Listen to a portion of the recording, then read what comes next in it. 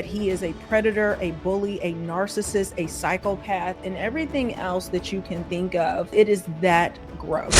Ryan Reynolds and Blake Lively are facing massive backlash after people discovered they've been treating their own kids like props in the Hollywood spotlight. When I want your opinion, I'll take Wolverine's out of your mouth. I have to admit that. And I am Father of the Year over here for allowing her to say such language, which, to her credit, Apparently forcing your 7-year-old to bid out sexually explicit lines on a movie said is just parenting now. He is a certified predator. People are legit fuming that this predator power couple has been worshipped for years while doing the most messed up stuff behind the scenes, so here's what actually happened. What Ryan Reynolds forced his daughter to do on Deadpool is one of the most abhorrent things I have ever heard of. In July 2024, the Deadpool and Wolverine commentary track dropped and caused chaos, not for the action or jokes, but for what it exposed behind the scenes. Only co-star I argued with. Most people think Kidpool is the dirtiest. Who thinks that your daughter, your 7-year-old daughter, is the dirtiest? It revealed that Ryan and Blake had their 7-year-old daughter saying vulgar lines on set, as if it was totally normal. And if you actually dissect the lines, they are catastrophically gross. It was revealed that Ryan and Blake had their 7-year-old daughter saying vulgar lines on set, acting as if it was completely normal. Deadpool Prime here. poor guy. Our fight isn't with Hey, you. when I want your opinion, I'll take Wolverine's out of your In the commentary, Ryan casually admits that the voice behind the character Kidpool, the younger version of Deadpool, was his own 7-year-old daughter. The line she delivered wasn't something playful or innocent. It was a line involving a crass joke directed at Wolverine's character. Guiltily, that is my daughter, I'm Inez. so sorry we have to admit that. And I am Father of the Year over here for allowing her to say such language, which, to her credit, she really didn't want to say. The actual line delivered by Kidpool in the movie, which is part of a humorous fourth wall breaking sequence, includes a reference to something out of Wolverine's mouth. Reynolds admits on tape, in his own words, that the line came from his daughter and, more importantly, that she initially refused to say it. And then came back later and said, I want to say it now, when I started looking at other people to play Yeah, it. but Ryan, to our discredit, we made Nezzy do, I'm not shitting you, 70 to 500 versions of that line. Yeah, instead of respecting that boundary, he and director Sean Levy reportedly told her they'd cast someone else. As Reynolds explained, she changed her mind and agreed to do it. That alone raises red flags. But what came next was worse. What type of number is that? Let's go with the high end since you want to be an ass. And let's say 500 times you made this girl practice different iterations of Wolverine having his male genitalia in her father's mouth. Deadpool. Sean Levy admitted laughing that they made Enns repeat different versions of the line anywhere from 70 to 500 times. While the number may have been exaggerated for comedic effect, it still speaks volumes about the normalization of pressuring a child into participating in material that, by any reasonable standard, should be deemed inappropriate for someone her age. And she didn't want to do it because she's a little girl. And she shouldn't have done it. She shouldn't have been forced to do it. And I want you to hear what else they say. This wasn't just one take. This was repeated direction of a young child coached into a role that contained adult humor in a franchise widely known for its explicit themes. That when she didn't want to do it, well, I'm just going to find someone else to do it. And then, no, Daddy, I'll do it. And it wasn't done quietly or in secret. In the same commentary clip, Reynolds proudly acknowledges the situation, even calling himself Father of the Year with clear sarcasm, knowing exactly how inappropriate it all sounds. The tone is lighthearted, but the content is unsettling. And to think of you doing this to your own child. He's like, I want you to say this line to be in the movie. I don't want to do it. Okay, I'm going to find somebody else. But was it just, I'm going to find somebody else to do it? Okay, sweetie, I understand. What makes this controversy different from previous Hollywood parenting scandals is that it didn't come from a leaked email or paparazzi report. It came directly from the people involved. Totally, that is my daughter, I'm Inez. so sorry we have to admit that. And I am Father of the Year over here. Reynolds and Levy both spoke openly about this behind-the-scenes decision as though it was normal, even commendable. That casual admission became a turning point for many fans and critics. This is what Marvel has decided is appropriate. So across platforms like X, formerly Twitter, TikTok, and Reddit, reactions ranged from disbelief to outrage. Content creators like Melanie King and Andy Soar covered it extensively, using timestamps from the official commentary to highlight the moment Reynolds disclosed his daughter's involvement. only co-star I argued with. Most people think kid pool is the dirtiest. And if you actually dissect the lines, they are catastrophically gross. But who thinks that your daughter is the dirtiest? The comment sections were flooded with users questioning how Disney, the parent company of Marvel Studios, allowed such content to slip through without any sort of safeguard for the child involved. But I know you don't seem to give a damn about your child. Clearly, from this clip I'm going to show in a second. But it says, she's also pretty good at back talk and never taking out the trash. And that's where the ethical boundary gets complicated. Back in 2019, despite the film's rating, it is now available on Disney+, a platform marketed toward families. This clip is on YouTube, and now Deadpool is on Disney+ for children to consume. No parental advisory accompanies this particular behind-the-scenes segment, and no warning is given that it includes a child actor delivering a line that could be interpreted in highly adult contexts. Pretending like they didn't do anything wrong, still lying on Justin Baldoni, saying that he is a sexual predator. There are industry guidelines under SAG-AFTRA and California labor law meant to protect minors in entertainment, but many of those focus on hours, working conditions, and financial protections, not the content itself. Did they do that to their own daughter? Silent treatment, gaslighting, doing the golden child thing where one child, okay, I'm pushing off attention from that one child and putting it on another. Meanwhile, this controversy didn't erupt in isolation. It came on the heels of a larger ongoing legal saga between Reynolds, Blake Lively, and actor-director Justin Baldoni. In August 2024, Baldoni filed a $400 million defamation lawsuit, alleging a coordinated smear campaign against him by Reynolds and Lively. Treating her like crap because she doesn't want to say this, and she feels forced to do it because daddy won't be happy, mommy won't be happy. Will mommy and daddy love me anymore if I don't do it? Central to this suit is the Deadpool and Wolverine character, Nice Pool, a man bun wearing, overly polite superhero mocked in the film, one that Baldoni's legal team claims is a thinly veiled jab at him. The timing of the Nice Pool character, who bears a strong resemblance to Baldoni, even sporting the same hairstyle he had been growing out for cancer donation, raised eyebrows. This is grooming on the screen. For a child, a little girl, to have to say this, Disney, what the hell is wrong with you? Yet, Reynolds didn't outright deny the inspiration.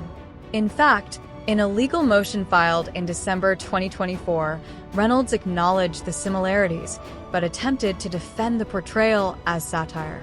His legal team argued that the character was a comedic construct and that any offense taken fell under protected speech. You can't take the joke because he's thin-skinned. And we see this is what bullies do. If you can't take their joke, their mean dig, their horrible bullying, well then you're thin-skinned, you're sensitive.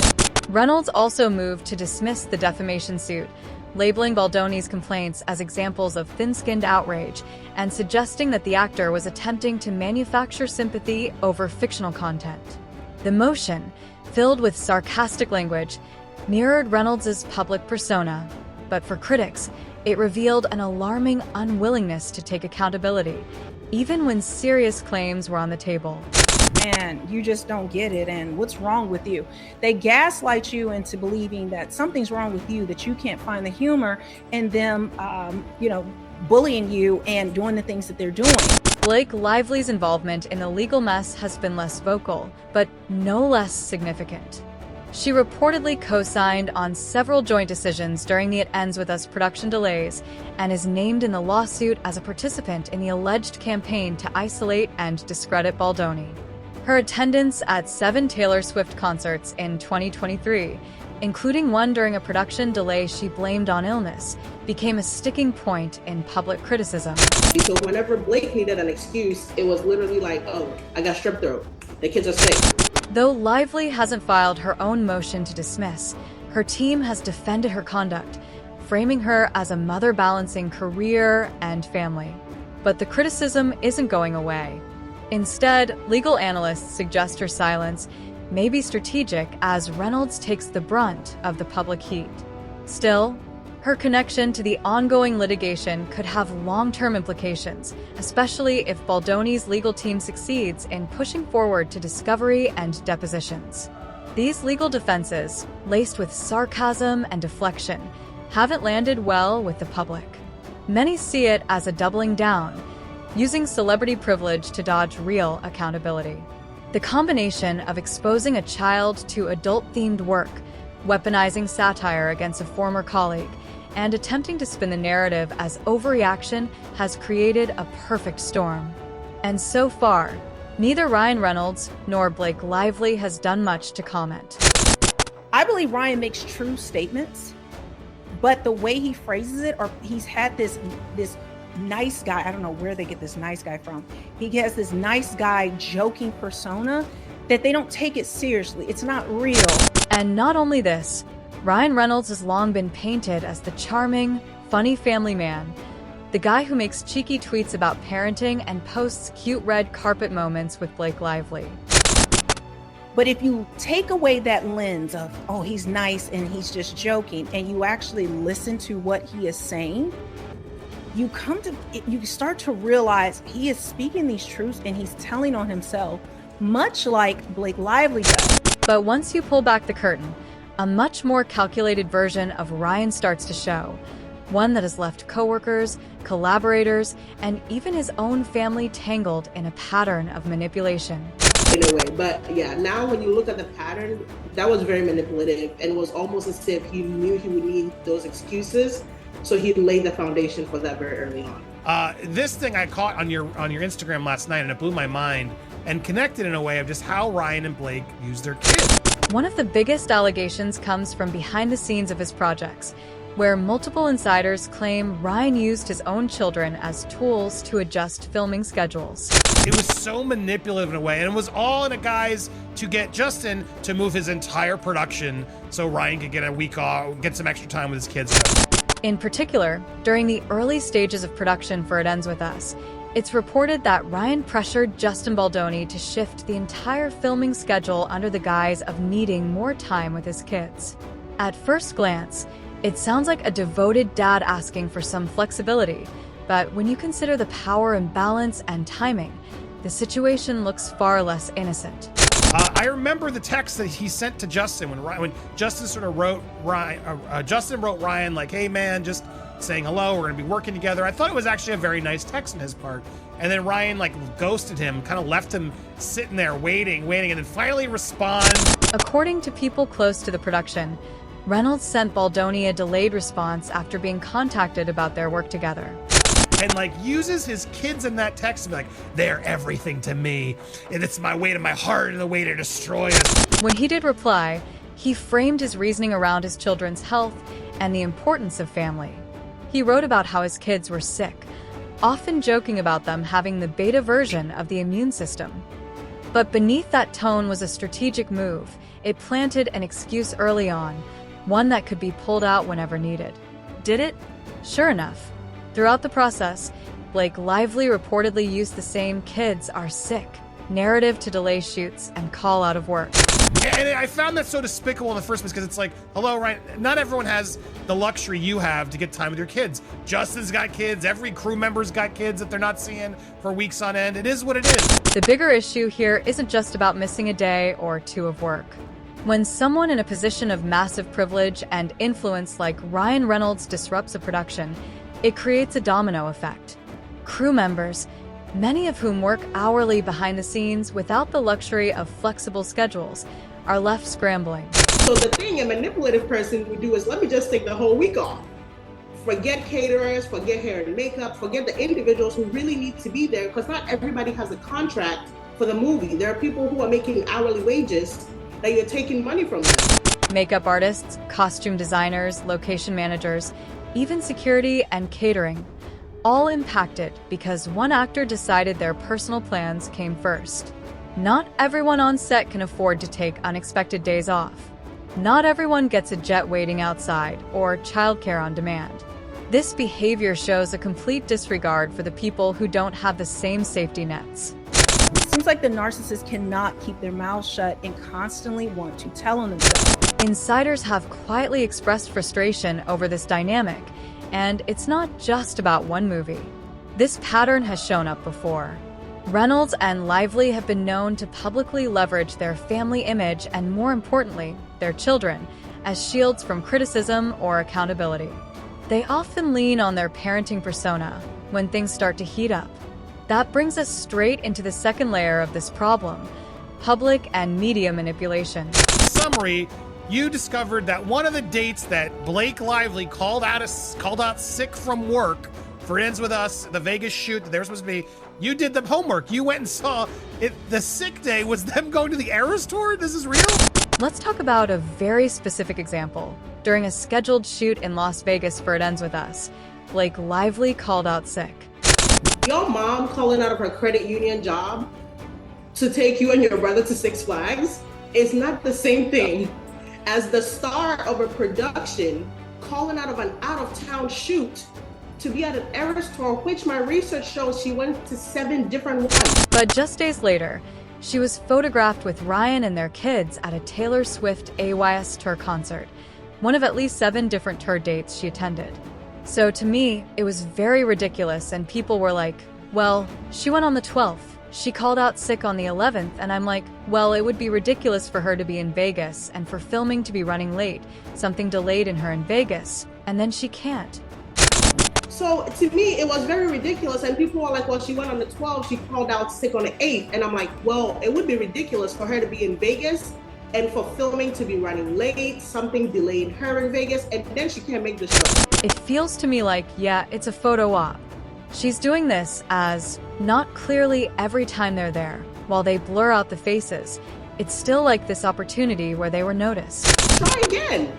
Well, it feels to me like, yeah, it's a photo op. She's doing this as not clearly every time they're there, while they blur out the faces. It's still like this opportunity where they were noticed. For the most part, people played along.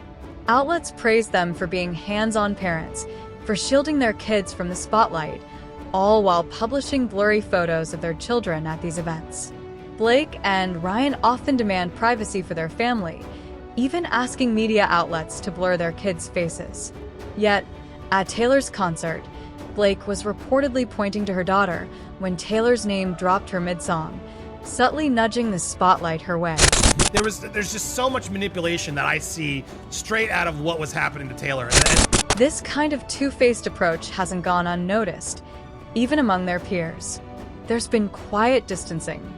And seeing Taylor distance herself now and now support Selena Gomez a lot louder, which we just saw her do an Instagram reel like this weekend, promoting Selena's album, which she's never once supported Blake via reels.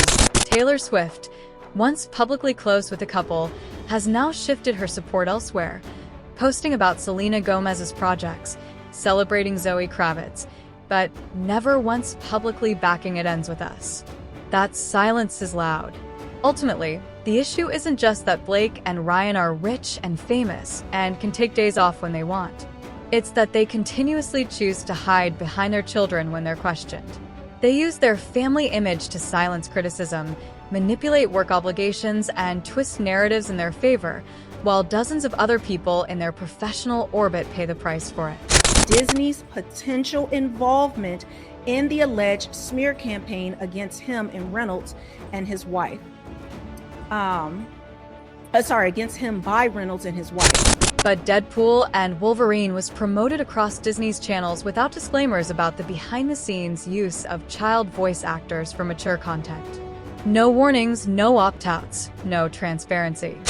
Baldoni's legal team is now going to try and do a deep dive into Deadpool and the funding for the film, as well as the actors and producers who were aware of this bullying when filming. Legal teams tied to the Baldoni lawsuit are now preparing to dive into the production logs, casting decisions, and internal communication. Brian Fredman, Justin Baldoni's attorney, said in a March 2025 statement to TMZ that they intend to explore Disney's involvement in what he referred to as a coordinated campaign, pointing directly at the funding and production oversight behind Deadpool. Like, this is really bad for Disney. This is really bad for everyone involved, especially when you start to see the notes, what was said, the minutes, any recordings. This is the first time since the 2020 Johnny Depp Amber Heard fallout that Disney has been publicly connected to a major celebrity-related misconduct case, where the central issue isn't just optics, but corporate responsibility. I have talked about before, Disney is in trouble. Marvel's in trouble. The studios involved are in trouble. The industry has a long history of protecting A-list talent while minimizing or dismissing the harm they cause others. From Weinstein to Dan Schneider, silence, especially from studios, has been the standard. This lawsuit is very multi-layered, but besides that, he has not yet sued Disney and Marvel, but I do see that coming, unless Disney and Marvel decides to settle with him. In this case, despite full public knowledge of the involvement, there's been no response from Disney or Marvel Studios. Not a single executive has addressed the public outcry or issued any internal review statements. The hypocrisy. How do you react? You have kids. I have kids. Look, sometimes they say a bad word. It is what it is. We laugh. But I would never want my kids to be talking about sucking some C-word of Wolverines in a movie at that age. I do everything I can. Insiders like former Disney casting coordinator Sarah Hawthorne, who spoke anonymously to The Ankler in February 2025, revealed that child participation in productions is almost never questioned if the parent is a lead actor or producer. She noted that oversight typically drops in family-led casting because no one wants to question a megastar like Ryan Reynolds, especially not if he's making the company hundreds of millions. 70 times is disgusting. And It's disgusting. It's disgusting. But this controversy extends beyond just one corporation. The way Reynolds and Lively have used their own children as narrative shields, both in media interviews and on social media, has triggered larger questions about the ethics of parental celebrity. Since 2016, the couple has publicly advocated for their children's privacy, asking media outlets not to publish their faces. Yet, they repeatedly walk red carpets with their kids and publicly comment on their parenting, making them part of their public brand. The contradiction is glaring. You discovered that one of the dates that Blake Lively called out sick from work for It Ends With Us, the Vegas shoot that they were supposed to be, you did the homework. You went and saw it. The sick day was them going to the Eras tour? This is real? In November 2024, a TikTok thread by user @OuricInvestigates went viral after exposing the hypocrisy in Blake Lively calling out sick from filming It Ends With Us, while simultaneously attending multiple Taylor Swift concerts. Public documents showed production delays tied to her absences, while she was featured in fan-captured footage at Swift's AYS tour alongside her children, all while previously insisting on keeping them out of the public eye.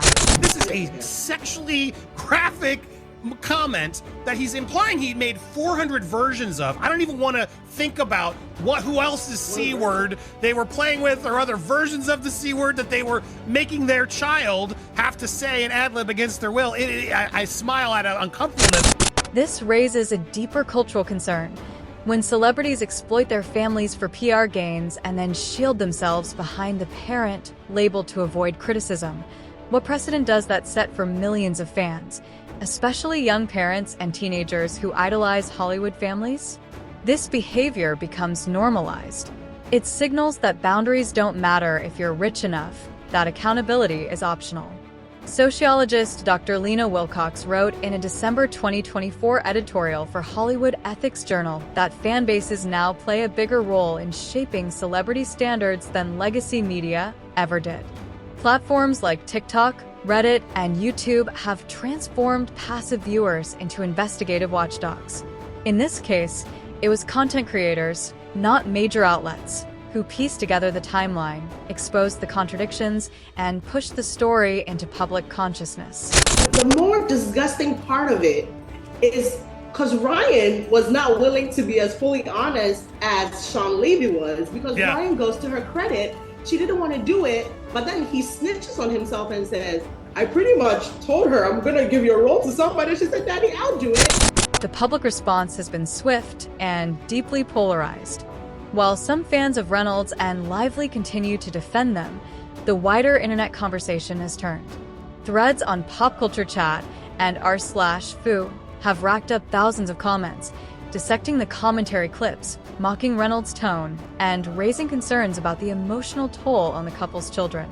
Hashtags like #ProtectKidActors and #ReynoldsResponsibility began trending on X in late February 2025. There's also been an observable shift in how other celebrities are reacting. Taylor Swift, previously photographed with Lively and known to reference her children in lyrics, has notably distanced herself in recent months. Her last public interaction with either of them was in August 2020. Since then, she's posted support for Selena Gomez's new music, shared behind-the-scenes shots with Zoe Kravitz, and remained silent on anything connected to the Lively Reynolds orbit. Industry insiders are starting to ask whether this scandal will have lasting impacts on Reynolds and Lively's careers. Analysts at CA and WME, both agencies involved in talent connected to Deadpool, have reportedly advised clients to avoid public alignment until the legal dust settles. Multiple sources told Deadline in early March that 2 major brand partnerships are on hold pending outcomes from discovery. It's just funny hearing Blake Lively couldn't fin the suit, and like the whole text exchange where she's acknowledging it's my job to be fit and to work out. It is. It absolutely is. Blake Lively's own directorial debut under Searchlight Pictures, a Disney subsidiary, is now in question internally. Executives are concerned about press appearances and Q&A panels becoming litigation landmines. Ryan Reynolds, meanwhile, has not announced any new leading roles. His social media, once dominated by branded content, has pivoted almost entirely to generic posts and reposts. The ripple effects are already visible.